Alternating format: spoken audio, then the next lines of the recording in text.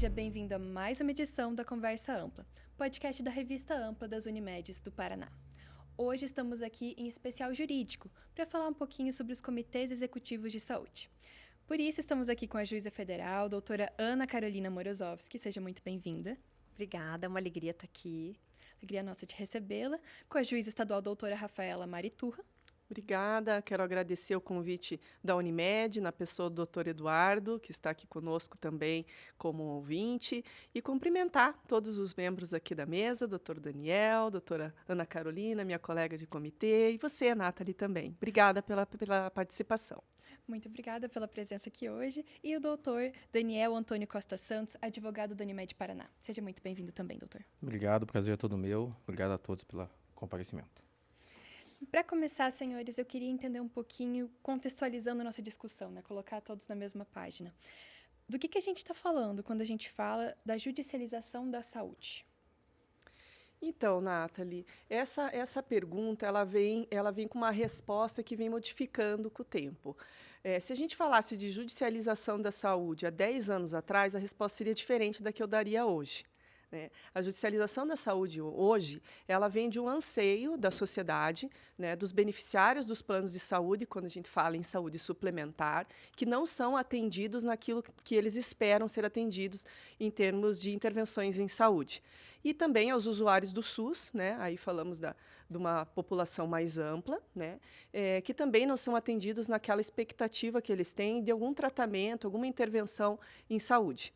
Neste contexto, nós temos diversos agentes que atuam, não só o autor da ação, né, aquele paciente ou aquela paciente, como também o outro lado, o outro polo, que na saúde suplementar envolve, então, os planos de saúde, na saúde pública envolve um ente público, né, o Estado, o município ou a União, e, por vezes, em conjunto, né?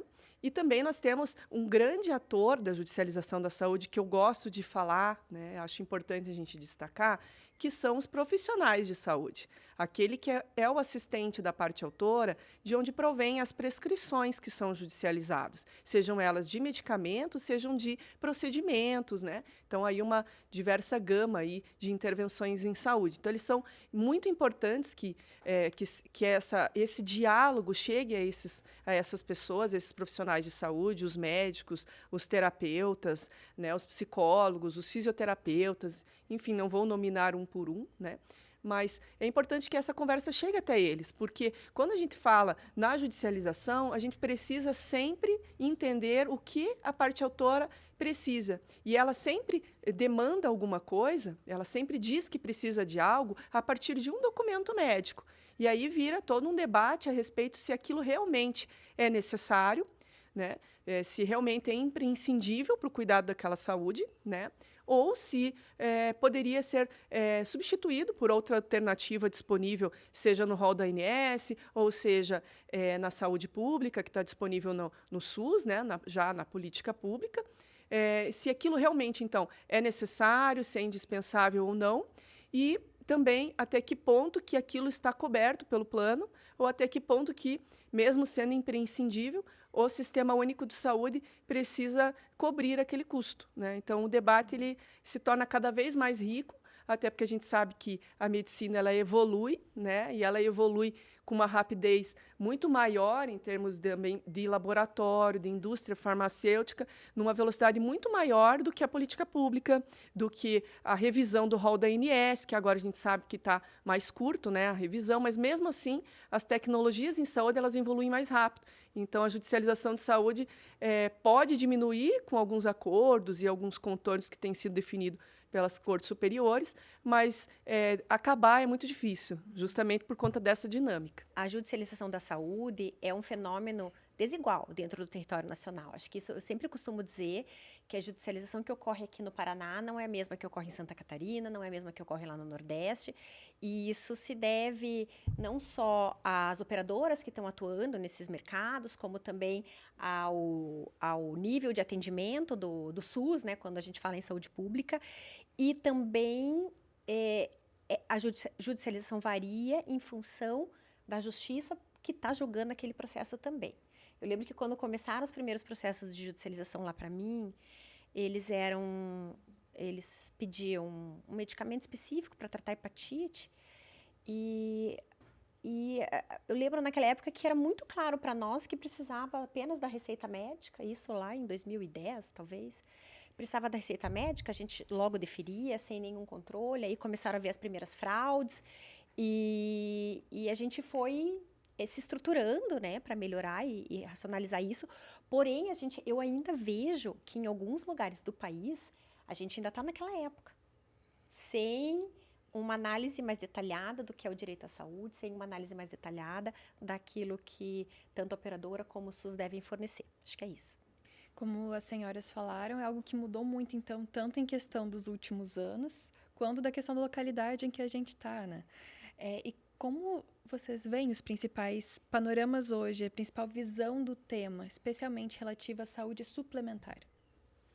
Bem, eu vejo que o contexto do equilíbrio entre aquilo que é demandado, aquilo que é solicitado e aquilo que é possível de se fornecer é a maior ponto de discordância e a maior chance de se encontrar um caminho sustentável é equilibrar. Então, assim, a visão que me passa hoje, assim, que esse debate existe muito na saúde pública e na suplementar, as discussões param sempre em torno deste binômio do custo-efetividade do tratamento, né?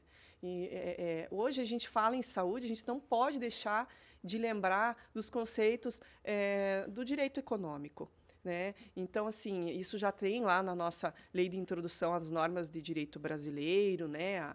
A nossa LINDB. Então, lá tem um artigo específico que fala do consequencialismo, que o magistrado deve observar a consequência de suas decisões, né? E as consequências perpassam por essa análise da sustentabilidade dos sistemas, seja ele da saúde pública, seja da suplementar, né? Aquela frase que eu gosto também de dizer que o cobertor é curto.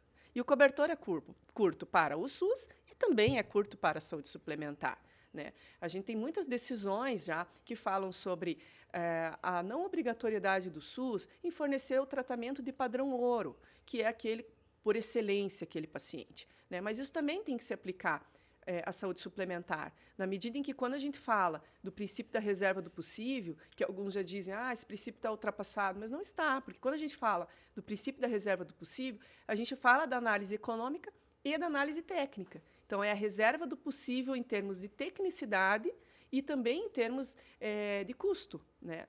E aqui eu gosto também de trazer uma reflexão sobre o Santo Agostinho, né?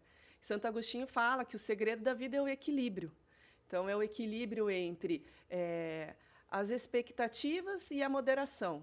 Então, se a gente conseguir construir um cenário, ainda que devagarinho, a longo prazo, mas trazer esses conceitos que a Carol falou, né, que alguns anos atrás não se falava, bastava a prescrição do médico assistente, né? Agora a gente já tem uma reflexão maior. Alguns estados não chegaram nisso. Eu diria mais, eu acho que, às vezes, até em alguns estados que estão muito evoluídos, a gente não consegue ter esta consciência em segundo grau de jurisdição, né? Porque as decisões dos magistrados aí de primeira instância são reformadas para aquele contexto que já evoluiu-se de pensamento, né? Então, hoje a gente citar só o artigo 96 da Constituição Federal, o direito social, esse contexto hoje não é mais suficiente, né? Então, a visão hoje da saúde pública e suplementar, ela perpassa necessariamente pela análise da sustentabilidade desses sistemas, trazendo esses conceitos aí do direito econômico. E que lugar que os comitês executivos de saúde, né, e mais especificamente até o do Paraná, ocupam nesse cenário? Os comitês, eles foram criados em 2010, a partir aí de uma recomendação do CNJ, que criou os fóruns nacionais, né? O nosso comitê foi criado em 2011. Vocês tiveram um painel aqui com o desembargador Gebran, que foi o primeiro coordenador do comitê. Na sequência, veio a doutora Luciana Veiga, como coordenadora, e vice o desembargador Hamilton Marim Schwartz, do Tribunal de Justiça do Paraná. E eles ficaram 2 gestões seguidas e agora somos nós, né? Então, que cenário que ele ocupa, né? Respondendo à tua pergunta. O comitê ele tem um papel importante para trazer esta consciência, né, não só aos magistrados, aos membros do Poder Judiciário, como também aos operadores do direito. Então, ele tem esse papel de fazer a interlocução entre esses agentes que atuam na saúde, os médicos, né, os profissionais de saúde que fazem as prescrições, os advogados, os defensores públicos, os promotores de justiça. Então, trazer este debate mais amplo e, neste debate, também ouvir a gestão, também ouvir os planos de saúde. Não há nenhum sistema que se possa dizer equilibrado sem ouvir todos esses lados, né? E isso eu acho que, no tema do julgamento 1234 do Supremo, né, está cada vez mais demonstrado, porque ele foi construído a partir de um acordo, e um acordo que foi construído durante um longo tempo, né? E esse acordo é construído a partir da oitiva, da escuta ativa de todos esses agentes, né? A gente precisa ponderar todos esses lados. E o comitê tem esse papel, né, de facilitar esse diálogo, de ouvir as demandas, né, de construir protocolos que uniformizem o tratamento destas demandas, de construir recomendações a respeito, eventualmente, de demandas que estão com maior número, para orientar os colegas magistrados e magistradas. Então, ele tem esse papel de desenvolver mecanismos que aprimorem os procedimentos, os processos de saúde, e não só judiciais, né? Isso é o que a gente tem que lembrar, que o ideal é diminuir a judicialização. Então, ele também tem um foco importante, né, na resolução extrajudicial desses problemas. E quais as principais modificações que os senhores citariam que ocorreram a partir da criação dos comitês no panorama da judicialização da saúde? Então, os principais desafios que a gente ainda enfrenta dizem respeito sempre à interlocução, eu imagino, com a segunda instância do Poder Judiciário, que acho que é sempre um desafio. A gente tem muitos juízes de primeiro grau participando dos comitês e por dentro, inteirados, né, acerca dessa temática, mas a gente percebe que a nossa conversa não chega no segundo grau. E como a gente estava falando agora há pouco, né, eu tenho feito um esforço no sentido de dialogar e levar as razões pelas quais eu decido de uma determinada maneira ou outra para o tribunal, para que ele, a partir dessa informação que eu estou repassando para ele, faça o que ele achar que é devido, né? Não posso de jeito nenhum interferir numa decisão do tribunal ou na Justiça Federal, da turma recursal, que é a segunda instância dos juizados especiais federais, mas enquanto o segundo grau não se envolver no debate, a gente vai ter muito trabalho pela frente. E até comentei esses dias com a conselheira nova do CNJ, do Fórum Nacional de Saúde, e que nós precisamos trazer o segundo grau para a conversa, e ela vem fazendo bastante esforço para que isso aconteça, e acho que esse é um passo bastante importante, tá? E logicamente, a gente precisa de especialização de varas. Isso, para mim, está cada vez mais claro. Aqui na Justiça Federal, recentemente, houve a especialização de uma central de saúde. Toda a quarta região, toda a Justiça Federal aqui da quarta região está especializada em direito à saúde. Então, no Rio Grande do Sul, nós temos um núcleo de saúde com 4 juízes que atendem o estado inteiro. Em Santa Catarina, nós temos um núcleo de saúde com 3 juízes que atendem o estado inteiro. E aqui no Paraná, a gente chama um pouquinho diferente, a gente fala de central de saúde com 3 juízas, que atendem todos os processos do estado. E eu, nesse movimento de receber os processos que estavam no interior, eu pude perceber como são discrepantes as decisões que são dadas. E como, em algumas situações, aquele juiz que está lá no interior, que atende várias matérias, como eles não conseguem se aprofundar na temática da saúde. Então, eu peguei condenações que são muito complicadas de cumprir. Condenações mandando, por exemplo, o SUS fornecer um tratamento para sempre. Qualquer tratamento que a parte pedir para uma determinada doença, a condenação contemplava. E na Justiça Estadual a gente tem já uma especialização, pelo menos aqui não é o Paraná inteiro, né, doutora Rafaela? Aqui. É só o Foro Central. É só o Foro Central, a gente já tem uma especialização da saúde suplementar e essa especialização precisa ocorrer cada vez mais, porque é com expertise que a gente vai tratar bem essas demandas. E uma outra questão muito importante, eliminação de vieses.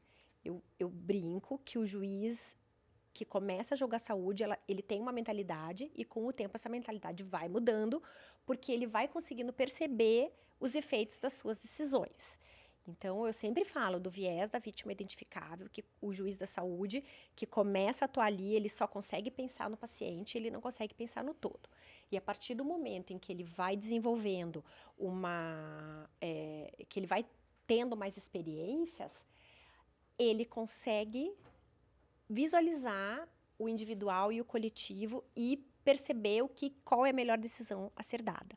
Né? Esses dias eu visitei lá o CEMEPAR, na verdade já faz um tempo visitei o CEMEPAR e a gente fica chocada quando entra lá, porque tem uma parte inteira de judicialização que está aumentando cada vez mais, e fitoterápicos e filtros solares e uma gama de condenações judiciais meio que em descompasso com o que deveria ser.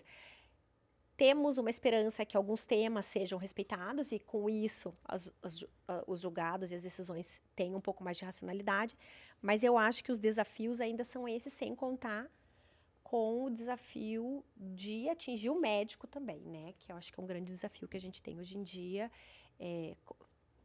fazer com que os médicos tenham essa consciência de coletividade, e principalmente no Brasil, em que existe um viés para uma obstinação terapêutica muito grande, né?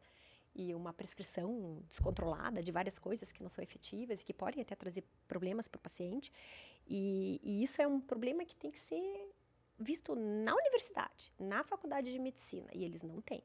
A gente pode ver durante a Covid, né, que tanto foi falado que tem que ser respeitada a vontade do paciente. Se não quer entubar, não entuba. Se não quer ir para UTI, não vai para UTI.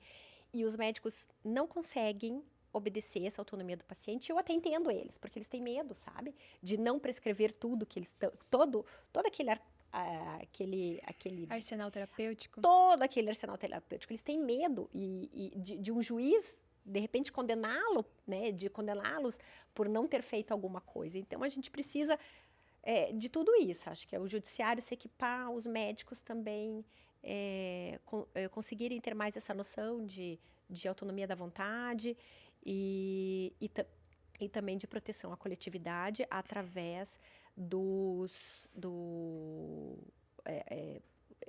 de proteger a coletividade, não prescrevendo medicamentos tão caros que possam afetar o equilíbrio dos sistemas. Acho que é isso. Doutora, duas questões que eu acho importantes nesse caso.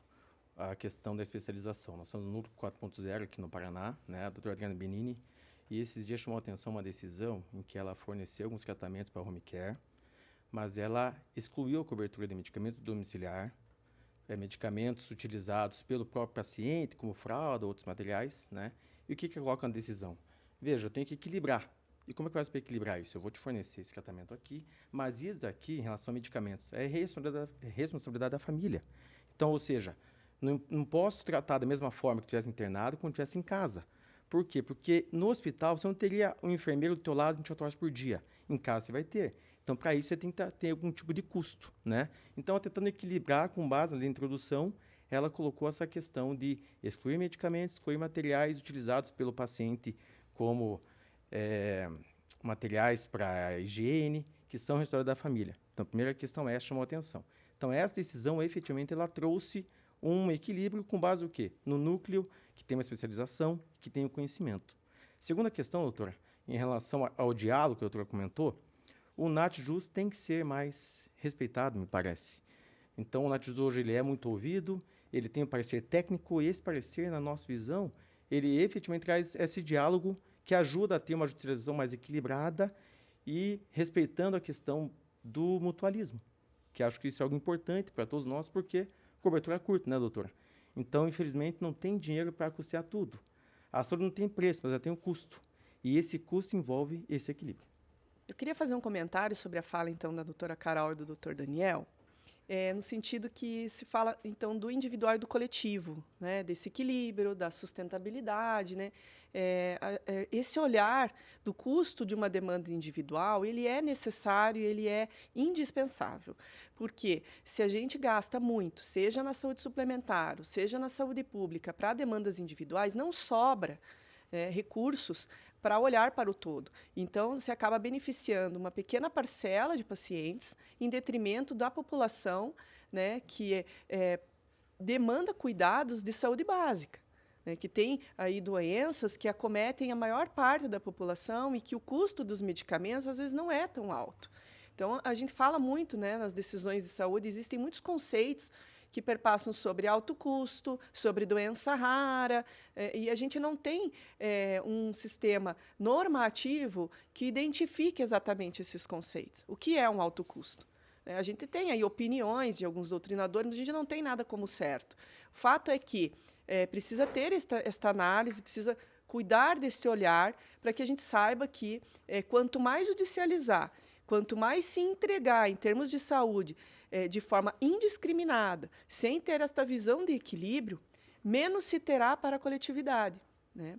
E a doutora Carol fala sobre a capacitação, né, dos magistrados, ela fala das especializações das varas. Em relação ao universo da Justiça Estadual, nós já temos, aí, completando um ano, o Núcleo 4.0 de Saúde Suplementar, que abrange, então, o Foro Central de Curitiba. Nós não temos um núcleo especializado em saúde pública. O que nós temos desde 2019 são as primeiras varas da Fazenda Pública de todo o Estado especializadas em ações contra o SUS, né? Quando eu digo contra o SUS, são ações de saúde pública, né? Essas ações, essas varas especializadas, elas não têm competência exclusiva. Então, isso é importante dizer, né? Então, eu posso dizer porque eu sou magistrada da primeira vara. Então, nós recebemos toda a demais competência das varas de Fazenda Pública. Ações de improbidade, ações de servidor público, remuneração, mandado de segurança de concurso público, uma infinidade de demandas. Nós não cuidamos só da saúde. Então, e temos também os juizados da Fazenda Pública, que são especializados. Como especializar, como aprimorar estes colegas magistrados neste universo em que a gente, por vezes, acaba se afogando no trabalho? A verdade é essa, né? Então, atendendo um pedido da Unimed e atendendo a um apelo dos colegas magistrados, o nosso comitê desenvolveu, junto à Escola Judicial do Paraná, aqui o meu especial agradecimento, então, ao desembargador Ramon, a Aliciane Baltazar e a Vanessa Lobato, que nos ajudou nesse processo, com a parceria do Dr. Gabriel Schumann, a doutora Gabriel Schumann, a doutora Fernanda Scheffer e o desembargador Hamilton Marim Schwartz, em desenvolver, então, este curso de capacitação aos magistrados, atendendo saúde pública e suplementar, que começa agora, começou essa semana, termina lá em dezembro. Nós temos aí 40 vagas, e a nossa intenção é expandir este curso. Ele é credenciado na Infam, né, a Escola Nacional de Formação dos Magistrados. Nós queremos expandir esta formação para atingir também servidores de primeiro e segundo grau de jurisdição. A gente pensa em manter este curso, fazendo uma pequena remodelação, para no ano que vem a gente expandir também, para, de alguma forma, chegar esse conhecimento a quem está no apoio dos juízes e das juízas nesse trabalho, né? Então, acho que essa capacitação ela é necessária, a especialização ela é indispensável. Não vejo como fugir mais de um núcleo especializado da saúde pública, que precisa ser bem construído, precisa ser bem pensado com a cúpula das instituições. E eu acredito na cooperação.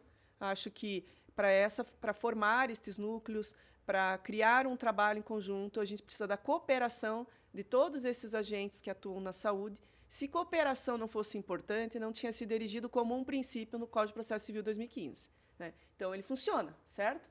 A gente só precisa ter paciência, né? E eu falo paciência porque, às vezes, é difícil da gente escutar o diverso do seu pensamento. Às vezes é difícil, né? Quem já está na lida no dia a dia, já evoluiu desses pensamentos que a doutora Carol colocou, já não está olhando só a prescrição pura e simplesmente. De repente, você vê um raciocínio completamente oposto àquilo que você desenvolveu. A gente precisa aprender a ouvir esse lado de quem discordou, né? E, muitas vezes, estar aberto a fornecer a sua contribuição do porquê você decidiu desta forma, né? Então, essa cooperação, essa escuta ativa, ela é importante para construir esse trabalho. E nós fizemos isso no comitê. Na saúde pública, nós construímos protocolos de cumprimento das decisões judiciais em saúde pública. E isso em cumprimento à recomendação 146 de 2023 do CNJ. E eu não canso de falar que esses protocolos, eles podem ter falhas e provavelmente terão falhas, que serão descobertas quando eles se tornarem aplicados pela maioria dos magistrados paranaenses, no âmbito da Justiça Estadual e Federal, porque o comitê ele não é de uma esfera só da magistratura, ele abrange toda a magistratura, né? E esse protocolo foi construído para uso no estado do Paraná, né? E aí a gente fixou prazos junto à gestão para fornecimento de medicamentos, para fornecimento de tecnologias, insumos, suplementos, para intervenções terapêuticas. Então, são 4 protocolos, tem um específico de transtorno do espectro autista. A gente sabe o custo que isso tem trazido, tanto para a saúde pública quanto para a suplementar, né? Em termos de prazo, abrangendo diversas situações, em caso de medicamento, por exemplo, quando se trata de medicamento importado ou não, quando se trata de um medicamento que está em estoque ou não, né? Então, a gente procurou fazer esse trabalho em muitas mãos. Esse trabalho é objeto de uma recomendação do comitê nosso, do Paraná, e está sendo apreciado no âmbito da presidência do Tribunal de Justiça do Paraná a elaboração de um ato normativo conjunto com o governo do Estado, né? Estamos aguardando a formalização desse ato, que já houve o pedido do nosso comitê para isso, mas nós temos uma recomendação que será votada na reunião de amanhã, inclusive, né? Mesmo antes desta recomendação, este trabalho já foi publicado, né? Está disponível no sítio eletrônico do Tribunal de Justiça do Paraná. Eu, particularmente, tenho utilizado nas minhas decisões. Eu sei que os meus colegas aqui da capital utilizam no Juizado Especial da Fazenda Pública e sei de alguns também do interior do Paraná. E isso faz com que se consiga ter um processo mais linear em termos de cumprimento também das decisões, evitando aquele vai e vem, evitando um aumento de custo ao erário decorrente de compras individuais de medicamentos, sendo que o Estado pode ter um prazo maior para ele próprio comprar, né, e tem uma estrutura administrativa em volta disso que o judiciário não tem. Então, essa hoje tem sido a grande dificuldade que as varas especializadas têm encontrado, né, Carol? A gente conversa sempre sobre isso, porque a decisão do tema 1234 delegou às secretarias do Judiciário resolver esse dilema de compra de medicamento quando ele não for entregue in natura, né, pelo ente público. E aí a gente se depara com diversas diligências das secretarias junto a distribuidoras, importadoras, para fornecer esse remédio, dilemas sobre como é acondicionado isso, se entrega para o paciente ou entrega para a farmácia do Estado, para o CEMEPAR, que tem uma estrutura enorme para acondicionar esses medicamentos, que exige laudos para receber esses medicamentos, né? E como que a gente faz? A gente entrega na casa do paciente? Será que ele vai armazenar direito? Aí outros vão dizer, mas aí é um problema do paciente, mas não é, esse problema vai voltar para o judiciário. Que aí vai dizer que o medicamento não fez efeito, e às vezes a gente não sabe se ele não fez efeito mesmo ou se não foi ministrado, armazenado da forma correta. E aí vira uma outra ação judicial, para outro medicamento, para aquela mesma enfermidade, né? E o magistrado precisa ter o controle disso, precisa ter o controle, e isso ficou bem definido também no tema 1234, e já estava na recomendação do CNJ, na 146 de 2023, sobre o acompanhamento desses pacientes. E as senhoras poderiam destacar quais foram as principais modificações que ocorreram desde a criação dos comitês? Já houve alguma mudança no cenário da judicialização que a gente consegue ver hoje os resultados de uma forma mais palpável? Bom, eu estou no comitê, acho que desde 2016, Rafa, que eu frequento o Comitê da Saúde, e vejo, sim, muita mudança, tá? Mas as mudanças são pontuais em alguns locais, tá? Eu acho que, como eu falei anteriormente, acho que ainda tem ainda existem alguns processos que ainda estão naquela mentalidade de antigamente. De qualquer maneira, vejo um avanço, lógico, sem dúvida, né?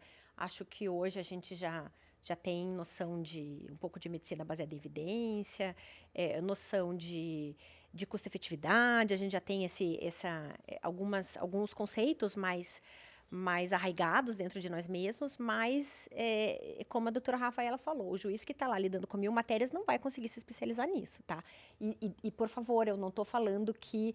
Eu não estou culpando esses juízes, eu entendo, e acho que se eu estivesse no lugar deles, eu estaria na mesma situação, né? Sem poder me aprofundar nessa matéria de direito à saúde. E eu vejo também um avanço em relação, principalmente, ao Estado do Paraná, no cumprimento das decisões, e mesmo as operadoras, que eu acho que se estruturaram para atender essas demandas judiciais, e também o que eu acho que melhorou muito desde então foi a análise técnica desses processos e também a questão de conciliação, né, que é bastante incentivada aqui, principalmente no caso de operadoras de plano de saúde, em que os processos entram e sempre há uma tentativa de acordo, né, que não havia antes. Acho que essas são as principais modificações. Lembrando também do Fórum Nacional do Judiciário para a Saúde, né, que tem aqueles enunciados, né, eles não trazem efetivamente uma forma mais técnica de analisar as decisões, né. Esses enunciados são amplamente discutidos com o objetivo de trazer uma judicialização mais técnica, muito menos, né, tirando um pouco da questão social que envolve essas ações. Então, parece que esses enunciados vieram um momento importante para dar mais credibilidade às decisões e mais respaldo também para o judiciário. Agora, vejam só, a gente falando assim sobre evolução de pensamento e tal, ontem até fui dar uma olhada para ver como é que está no STJ a questão do rol da Inés, que eu acho que a última vez que eu estudei sobre isso, deve fazer uns 6 meses, eu fui dar uma olhada.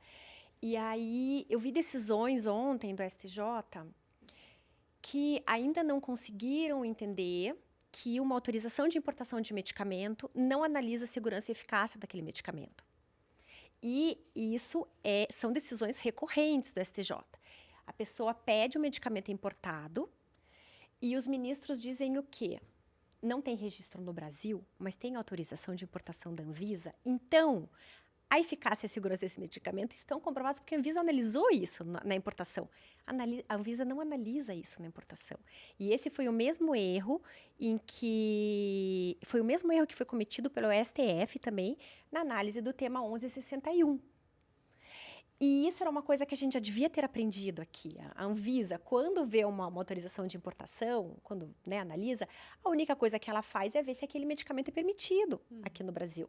Ela não vai ver se ele é eficaz. Aquela autorização não substitui a análise do registro, né? E para vocês verem como a gente ainda precisa avançar muito. E é um tribunal superior que acaba balizando todas as outras decisões, né? Então, acho que gera uma reação em cadeia. Gera uma reação em cadeia. Então, assim, como é que nunca ninguém conseguiu chegar para um ministro do STJ e falar assim: ministro, isso não acontece quando a gente autoriza medicamento. A gente não faz esse tipo de análise. Essa premissa está equivocada. Entende? E algo que muito pelo contrário, né? A partir da existência dessa premissa, outras pessoas podem acreditar também que ela existe realmente. Então, é muito complicado, uma mudança de mentalidade, de cultura, né? Como a doutora mencionou anteriormente. E para lembrar também que o próprio artigo 10, ali no 956, exclui a cobertura de medicamento importado não nacionalizado, né? E esse medicamento ele continua sendo importado não nacionalizado. Então, me parece que é um desrespeito à própria legislação essa decisão, né? Mandando fornecer um medicamento que tem autorização de importação, mas não quer dizer que foi analisado eficácia, evidência científica e também desrespeito à lei. E, doutores, quais são as alternativas que vocês enxergam para que a gente consiga, então, encontrar um equilíbrio, né, que a gente tem falado tanto aqui, entre os aspectos econômicos financeiros das operadoras, no caso da saúde suplementar, e também dos anseios dos beneficiários, dos pacientes? Então, essa é uma pergunta sobre a qual eu me debruço já faz muito tempo. Mexi a mesa aqui. E eu venho tentando encontrar resposta para ela, pelo menos desde 2018, e eu estou cada vez mais convencida de que essa resposta tem que ser o mais objetiva possível, tá? A gente não pode deixar essa questão muito na subjetividade. Eu sei que vai sempre ter uma zona cinzenta em relação à qual a gente não vai poder ter certeza se é para fornecer o medicamento ou se não é para fornecer o medicamento. E essa objetividade a gente atinge quando? Quando a gente faz análise de custo-efetividade de uma determinada tecnologia. Essa análise é feita por métodos de farmacoeconomia, são análises bastante difíceis de se fazer, são poucas as pessoas no Brasil, poucos centros que conseguem fazer essa análise, e logicamente eu não consigo, tá? Mas o que o custo-efetividade vai falar? Vai falar quanto que você vai pagar para ter um determinado ganho terapêutico, né, com uma determinada terapia, ou um tratamento, ou uma cirurgia, algo desse tipo. E através de cálculos, você consegue deixar todas as terapias no mesmo denominador comum, que é o anos de vida com qualidade, certo? Então, você consegue comparar as terapias. Essa terapia vai me custar 300 mil por ano de vida com qualidade, essa outra vai me custar 50 mil por anos de vida com qualidade. E aí, o que a gente consegue? A gente consegue uma objetividade, e é isso que a gente precisa. E aí a gente estabelece um limite. Eu não vou pagar mais do que X mil por ano de vida com qualidade. Existem modificadores dos limites de custo-efetividade e eles são aplicáveis em vários lugares do mundo. Aqui no Brasil, a Conitec, por lei, teve que fixar liminar de custo-efetividade, ela fixou um limiar e triplicou o limiar em alguns casos específicos para doenças de fim de vida, etc. E a Conitec deixou de lado o limiar para doenças raras, certo? Porque ela entendeu que era uma análise mais difícil de ser feita, e realmente é mais difícil, vai ter que dar uma ampliada no limiar ali, e também precisa de mais coragem para estabelecer esse limite, né? Fato é que a lei não disse que a Conitec poderia não fixar esse limiar para doenças raras. E na questão da saúde suplementar, a lei também fala em análise econômica e o custo-efetividade também tem que ser aplicado na hora de incluir ou não algum tratamento no rol, certo? Isso é uma constante em todos os países. Se você for ver na saúde pública no Reino Unido, existem todos os limiares. X, são 20 mil libras para uma determinada situação, 50 mil libras para outra situação, 300 mil libras para outra situação. Por quê? Porque a gente também não pode trazer para o mesmo limiar uma doença rara e uma enxaqueca, por exemplo. Porque o medicamento para enxaqueca é muito mais barato. Para você tratar uma enxaqueca é muito mais barato. Então, você traz equidade com a diferenciação desses limiares, né, nas situações diferentes, de maneira a permitir que aquelas doenças que são tratadas com remédios mais caros também sejam atendidas, mas não significa dizer que aquelas doenças raras vão ser atendidas a qualquer preço. Não, a gente diz, vou pagar até aqui, acima disso eu não vou pagar. E acho que essa questão de custo-efetividade é urgente, que a gente se atenha a isso, né? Eu até quando a Conitec fez essa análise de custo-efetividade, estabeleceu os limiares, ela disse que os limiares não eram cogentes, ou seja, eles seriam apenas indicativos e trariam uma sugestão para ela na hora de recomendar ou não uma determinada tecnologia. E eu lembro que eu fui muito enfática, vocês têm que adotar esse limiar. Eu falei lá para eles, vocês têm que adotar esse limiar, porque se vocês não adotam esse limiar, nós do judiciário aqui não vamos adotar. Então, tem que dar o exemplo lá em cima para a gente poder repetir aqui embaixo. Eu uso essa questão de limiar, eu brinco que eu faço uma conta de padeiro ali nas minhas decisões, para ver, porque eu não tenho como fazer outro tipo de conta, né? Mas nas minhas decisões, eu trago esse limiar e a grande discussão em relação à saúde pública, se o tema 1234 permite que a gente continue fazendo essa análise de custo-efetividade ou não, tá? Esse é um outro debate que surgiu a partir do tema 1234. E existe também um acordo de compartilhamento de risco, que é uma coisa que a gente está avançando ainda no Brasil. Foi realizado um primeiro acordo de compartilhamento de risco na saúde pública, com o Nusinerzena, e alguma coisa diferente ocorreu ali. E aí saiu do site da Conitec, aquele acordo de compartilhamento, ou do Ministério da Saúde, eu não me lembro em que site que estava. A gente não conseguia ter acesso àquele acordo, porque ele não ficou muito bem feito. E aí agora a gente está trabalhando, agora o Ministério da Saúde está trabalhando em alguns acordos de compartilhamento de risco.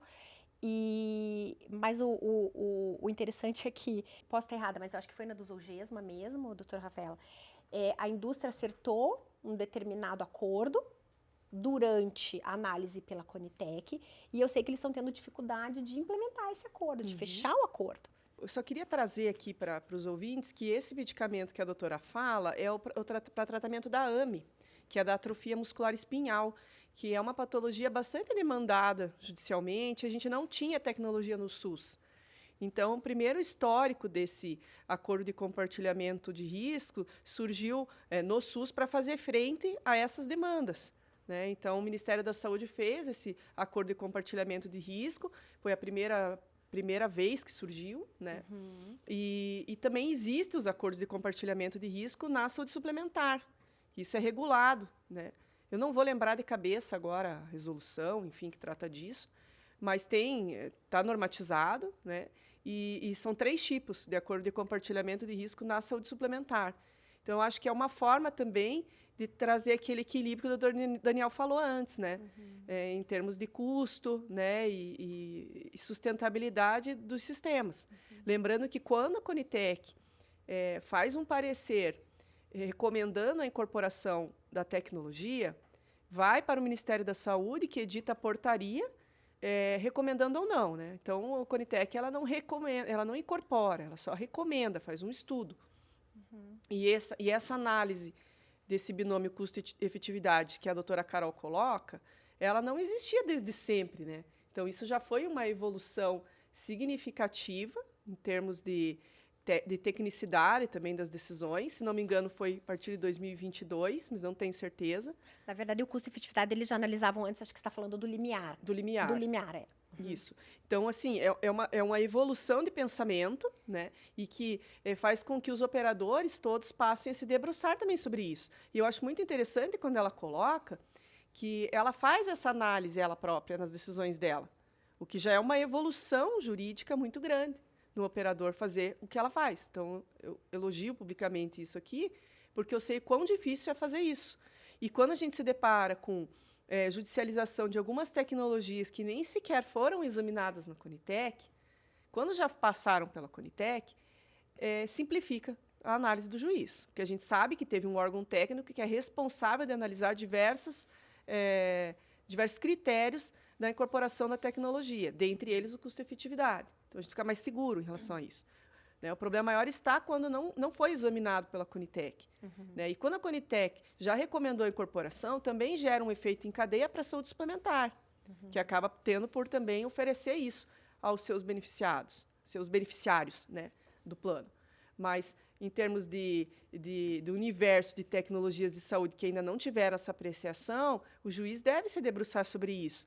E eu gosto também quando a Carol fala que há uma discussão do tema 1, 2, 3, 4 sobre essa questão do custo-efetividade. Porque acontecem algumas demandas da gente se debruçar diante de um relatório da Conitec que recomenda não incorporação, e aí o juiz que tem um pouco mais de familiaridade com o tema, de curiosidade com o tema, vai ler esse relatório. Isso é o ideal, que todos deveriam fazer, né?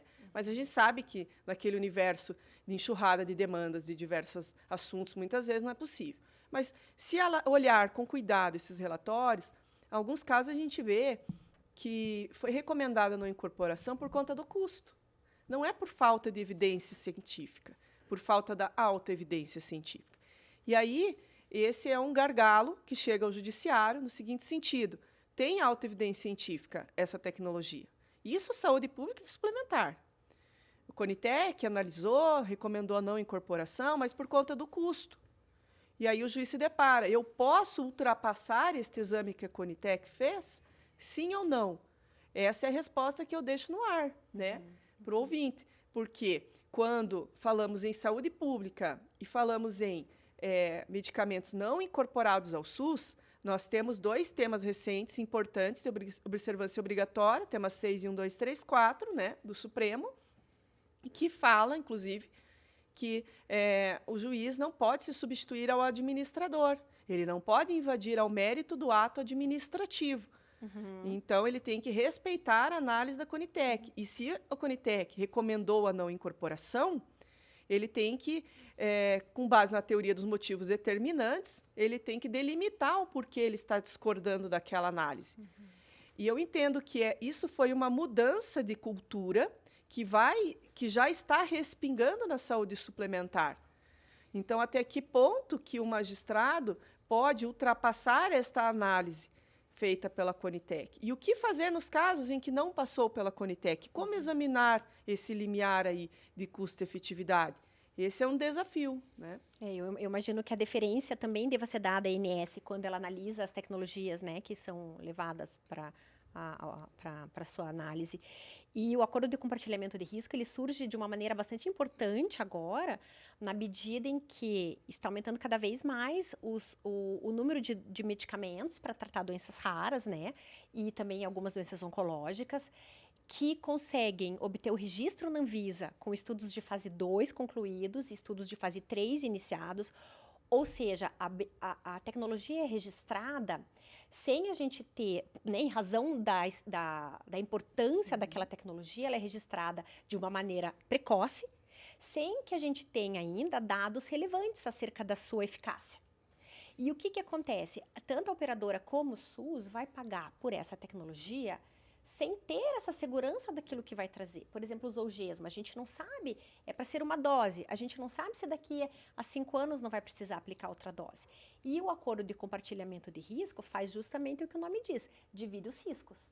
A indústria traz uma droga nova, que é promissora, mas a gente ainda não tem certeza se vai ser tão boa assim, né?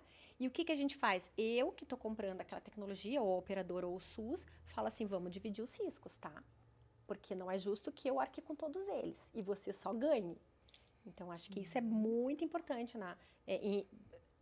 Agora, o acordo de compartilhamento de risco vai tomar vai ter cada vez mais uma importância maior. E lembrando que, antigamente, as drogas mais registradas, né, o tipo de droga que era mais lançado eram as drogas oncológicas, e agora já, de 2023 para cá, aumentou muito o registro de drogas para doenças raras. Então, já está ali passando as oncológicas, né? E, para vocês terem uma ideia, eu tenho processo de pessoas, né, de crianças, que tomaram o Nusinersen, não adiantou. Tomaram o Zolgensma, não adiantou. E aí vieram pedir o Risdiplam, que é a terceira tecnologia para AME, né, dentro do Sistema Único de Saúde. E isso a gente, talvez, daqui a algum tempo, a gente vai conseguir ver qual perfil vai responder melhor aquele medicamento e dar uma delimitada para não gastar dinheiro sem ter o retorno. E é logicamente que a gente sabe que as tecnologias não vão dar 100% de retorno, né? Não existe uma droga que vai sempre funcionar em todos os casos, mas a gente precisa pelo menos ter uma maioria de pessoas beneficiadas e, por isso, acho que o acordo de compartilhamento de risco tem um papel bastante importante diante desse novo cenário de aumento de lançamento de drogas para doenças raras, né? Que não tem fim, né? Porque a gente fala desses medicamentos da AME, a gente sabe que é para AME tipo 1, né? Mas tem judicialização para AME tipo 2, AME tipo 3, né?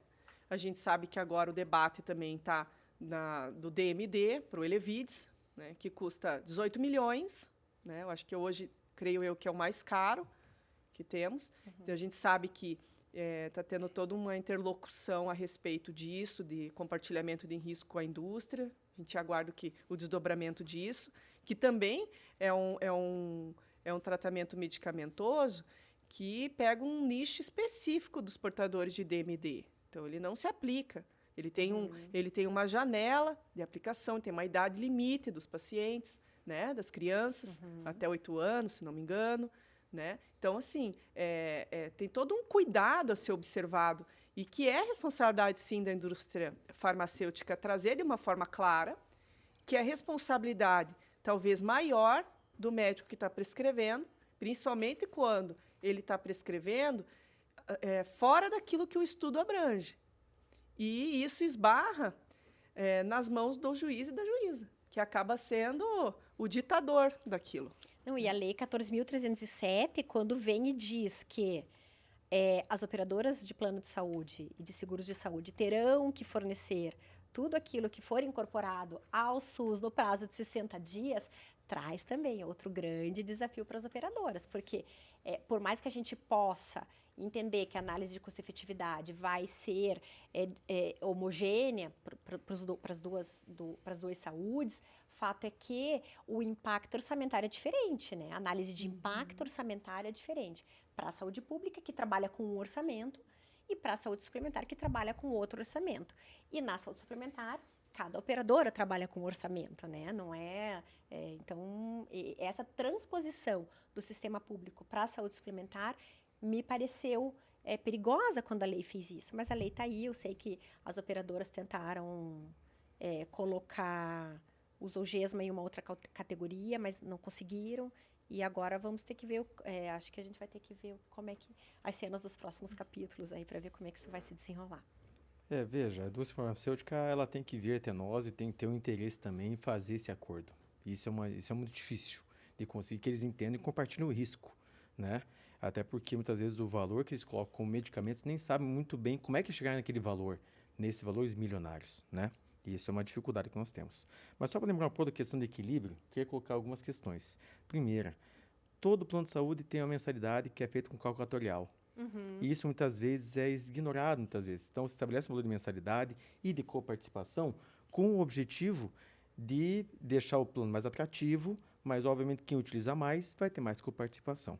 Segunda questão importante que eu trago para vocês é a desembargadora Temis de Almeida, ela coloca várias decisões dela, as questões que envolvem o equilíbrio. E ela coloca isso, não é porque o consumidor é a parte mais fraca que eu vou desequilibrar em favor dele, prejudicando o plano de saúde e, obviamente, outros beneficiários também estão vinculados àquela situação. E como equilibrar isso? Daí volta a questão. Natjus, os enunciados Fonajus, os enunciados da Justiça Federal que foram feitos, né, primeiro esse ano. Então, isso é uma forma que qualifica mais as decisões judiciais para tentar equilibrar isso. Lembrando que o Natjus nosso, do Paraná, é um dos únicos estados que tem atuação também na saúde suplementar, né? A maioria dos estados não tem Natjus para saúde suplementar, mas existe uma certa confusão sobre a atuação do Natjus. Ele é um órgão técnico de apoio à decisão do magistrado, ele não responde aos demais agentes do processo. Ele só atua por demanda do magistrado. Então, cabe ao magistrado encaminhar ou não e escolher qual apoio técnico ele vai lançar mão, né? Mas ele não é uma perícia. Então, isso é importante, eu acho, registrar nesse momento, porque o Natjus está atrelado a um formulário padronizado em âmbito nacional, disponível no site do CNJ, na plataforma do Natjus, e que foi construído justamente para uniformizar a atuação do Natjus. Então, ele tem as perguntas ali que ele deve responder e isso norteia. Evidente que o magistrado, tendo alguma dúvida, ele pode encaminhar para uma nota técnica complementar, mas ele não é uma perícia. Então, ele só atua em ações de saúde. O Natjus não atua em ações indenizatórias. Então, existe uma certa confusão no emprego desse órgão técnico, inclusive em ações em que a intervenção já foi feita. O paciente já fez a intervenção de saúde, aí ajuiza uma ação de ressarcimento contra o plano, e isso é encaminhado ao Natjus, que não vai conseguir dar vazão a isso, até porque a previsibilidade de sua atuação via decreto 422/2020 do Presidente do Tribunal de Justiça do Paraná é para ações em saúde. Então, aquilo que já teve a intervenção de saúde, pretérita até o ajuizamento da ação, desnatura aquela ação propriamente, ao meu ver, como ação de saúde. Ela é apenas uma ação indenizatória. E dizer que, para saber se vai dar vazão, se tem amparo para indenizar ou não, precisa saber se aquela intervenção era necessária ou não. Evidente que isso é necessário de se buscar, o juiz precisa saber disso, mas aí ele tem que se socorrer de uma perícia, e não do Natjus, né, que atende todo o Estado. O cobertor do Natjus também é curto, ele não tem médicos suficientes para atender tudo isso. Então, acho que é importante colocar isso, porque o comitê ele também tem a função, pela resolução do CNJ, de fiscalizar a atuação dos Natjus. Né? Eu, particularmente, tenho acompanhado de perto o trabalho dos médicos aqui, que eu quero agradecer imensamente também nesse momento, porque eles têm feito um trabalho de excelência. E o comitê conseguiu também trazer para cá, agora no final de novembro, um curso de capacitação aos médicos do Natjus da Justiça Estadual e Federal pelo Sírio-Libanês. Então, eles vão ministrar esse módulo, um dia inteiro de painéis desse formato para os médicos e um dia para os magistrados. E vão trabalhar esses conceitos de evidência científica, enfim, as dúvidas que eles tiverem. Né? Porque esse curso que o Sírio-Libanês faz, ele não é fechado igual para todos os estados. Como disse a Carol lá no começo da fala dela, a judicialização ela é diferente a depender de cada estado. Então, a expertise desses profissionais que atuam nos NATs também varia dependendo de cada estado. Né? Então, a gente tem falado bastante também do papel da indústria farmacêutica nesse contexto, então. Como vocês enxergam essa atuação? Ela está conseguindo fazer com que comprem os seus medicamentos por vias absolutamente transversas às vias normais, certo? Então, primeiro, existe muitas vezes uma relutância da indústria farmacêutica em pedir registro dentro do país. e que isso já é um fator que é anormal, digamos assim, quando uma operadora de plano de saúde ou o SUS tem que fornecer um medicamento importado. Por vezes, a indústria farmacêutica reluta em comercializar o medicamento aqui dentro do território nacional. Ela tem o registro, mas ela não comercializa e faz com que a gente tenha que buscar esse medicamento importado, tá? É outra conduta que a indústria acaba fazendo. E muitas vezes não pede a incorporação, né? Não só na INS, como também na Conitec. E a indústria é a principal provocadora de processos de incorporação em tecnologias em saúde. E às vezes ela não provoca, justamente porque ela sabe que tem a judicialização da saúde e que pela judicialização da saúde ela vai vender aquele produto. Eu costumo falar sempre do caso acho que é eculizumab, o Soliris, tá? Que a gente tinha, eu até escrevi um artigo junto com o Daniel Ang, e a gente concluiu que era possível que a indústria já estivesse vendendo o eculizumab para todos os pacientes daquela doença pela judicialização, certo? Então, eu pergunto a vocês, qual é o interesse dela de registrar o medicamento?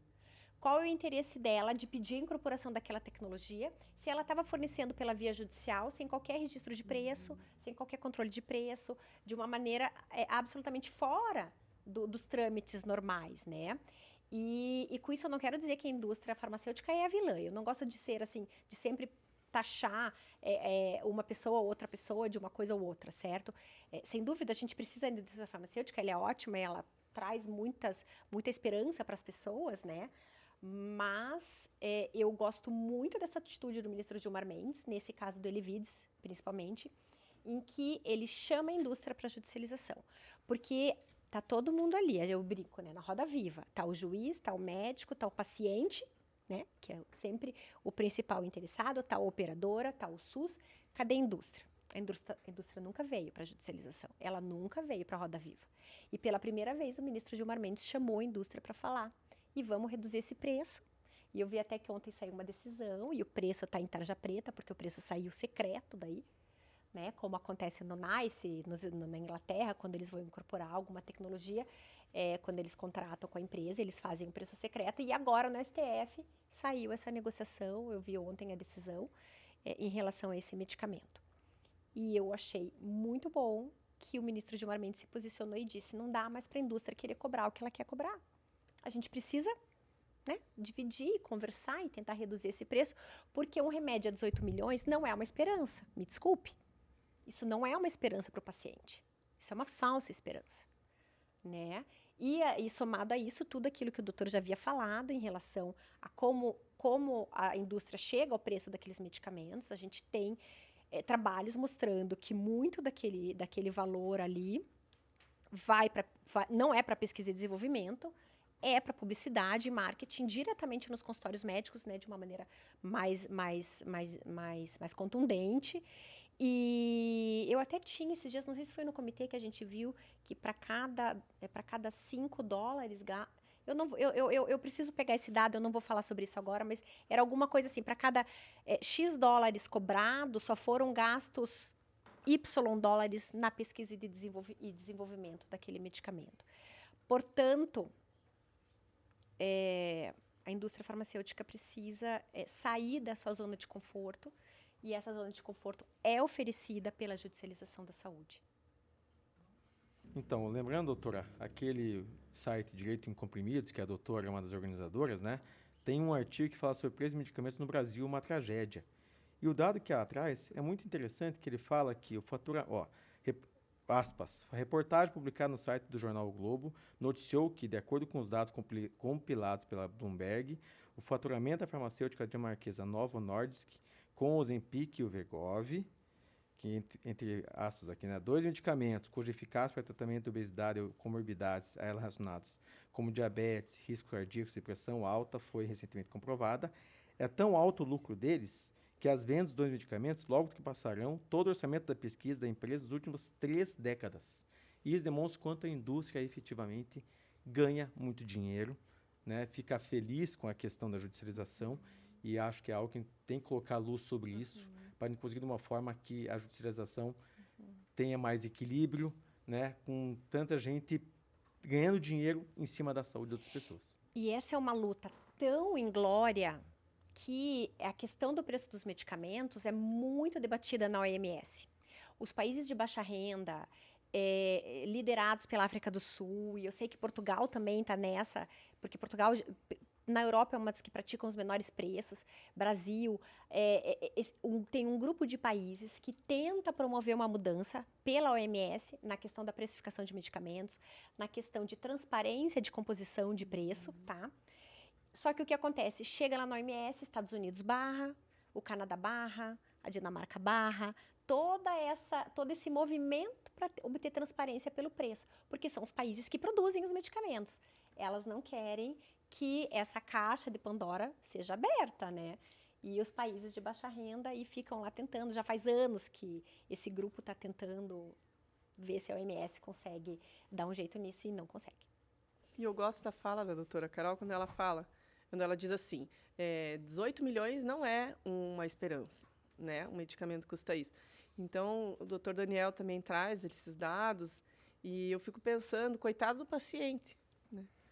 Esse que está sofrendo com a sua doença, que está aguardando uma decisão, aflito, e esses processos precisam ter esse olhar dos magistrados e magistradas, que não é um papel, que tem um ser humano, toda demanda que chega no judiciário tem um ser humano envolvido ali, que precisa de uma decisão, mas também quem decide é um ser humano, né? E nós também temos os nossos desafios, os nossos cuidados, né? Então, eu fico pensando, se o paciente tem uma doença, como vamos lembrar, por exemplo, do Covid, né? Na época do Covid, se torcia, né? Rezavam para que saísse a vacina do Covid. Até não ter a vacina do Covid, todo mundo estava ali reservado em suas casas, tentando seguir aí os protocolos da gestão, sobre os seus cuidados, não se expor aos riscos, não tinha vacina. Agora, lança a vacina e diz que o paciente não pode tomar. Lança a vacina e fala, o teu vizinho pode, mas você não pode pagar a vacina. Então, assim, isso eu vejo como assim, mais delicado e mais sofrido ainda. Se dizer para um paciente que tem uma doença rara, né, que existe sim um tratamento, pode não ser curativo, mas pode, de repente, barrar a evolução da doença e trazer uma qualidade de vida maior, mas que você não pode usar, né? A família desse paciente vai até a lua atrás dele, para salvá-lo, para melhorar a sua vida.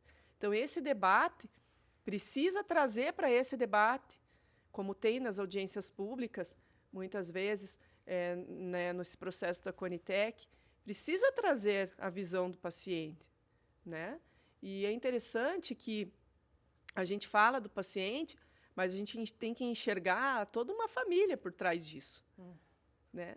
Que isso faz com que não adoeça só aquela pessoa que precisa do medicamento, mas adoece a família toda, né? Nesse percurso. E para ampliar essa conversa, o que os senhores recomendam para quem quer saber mais sobre o assunto, ficar a par das discussões mais atuais? Aqui no Brasil, a gente tem nós temos muitas pessoas já escrevendo sobre saúde, já faz um tempo que isso acontece. E eu sempre começo indicando a obra do desembargador João Pedro Gebran Neto e do Dr. Clênio Schultz, que eu acho que ela é voltada para a saúde pública, mas muita coisa pode ser utilizada também para a saúde suplementar, que eu acho que é Direito à Saúde, o nome da obra, é bem simples assim o nome. Eu gosto muito de entrar no site do Dr. Daniel Wang, o professor Daniel Wang, da FGV de São Paulo. E lá no site vocês vão encontrar todos os artigos que ele escreve, e ele não trata só de direito, ele faz pesquisas empíricas, e é muito interessante de ver a abordagem dele em relação a esse tema. Acho que hoje, na minha visão, é a maior voz do Brasil em termos de judicialização de saúde. E eu tenho, na pandemia, eu e alguns colegas criamos um blog que chama Direito em Comprimidos. Sou eu, tem mais outros 3 juízes federais, né? Dr. Bruno Henrique, que o senhor citou agora, por causa do artigo, a doutora Luciana da Veiga Oliveira, que é uma grande amiga nossa, também nossa professora, Dr. Gabriel Mena Barreto Fongelen, que é juiz federal lá no Rio Grande do Sul, também outra pessoa que entende muito de direito à saúde, e o Fabiano de Moraes, que é o procurador da República e é quem faz todo o design ali do blog, e também escreve e atua na Conitec como membro do Ministério Público Federal. Ele está sempre envolvido nas questões da ANS e lida a parte de assistência farmacêutica ali do Ministério Público Federal. E a doutora Rafaela, que tem esse brilhante trabalho à frente do Comitê Executivo de Saúde do Paraná, eu devo dizer isso, elaborou uma cartilha muito linda para os juízes, e eu não sei se ela vai poder ser divulgada para todo mundo, mas se puder, eu recomendo também a leitura, que ela, com um enorme esforço, uma linda dedicação, fez também. E não sei, tem mais alguma indicação, doutora Rafa? Eu lembro nesse curso que vai começar a acontecer agora para os juízes, a doutora Fernanda Scheffer fez um módulo sobre dicionário dos termos de saúde. E aí, nessa aula, ela fala do Saúde Legis, como um sítio eletrônico que você pode localizar, né, a legislação da saúde, os relatórios da Conitec, de uma forma mais atualizada. Sim, ela até colocou assim. Tem algumas ressalvas que a gente vê que às vezes fura um pouquinho um ou outro, mas é mais seguro do que você jogar, por exemplo, no Google para pesquisar, né?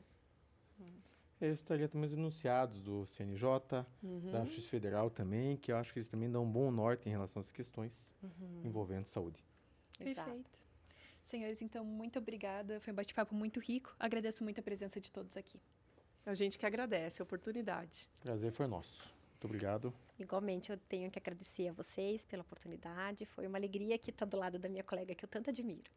Obrigada. Eu que admiro também você, Carol. A recíproca é verdadeira e agradeço os elogios que foram feitos, mas o trabalho é conjunto. E obrigada também a você que nos acompanhou até aqui. As referências citadas, inclusive as recomendações que a gente falou agora, vão estar na descrição do vídeo ou no site da Revista Ampla, em www.revistaampla.com.br. Muito obrigada e até a próxima.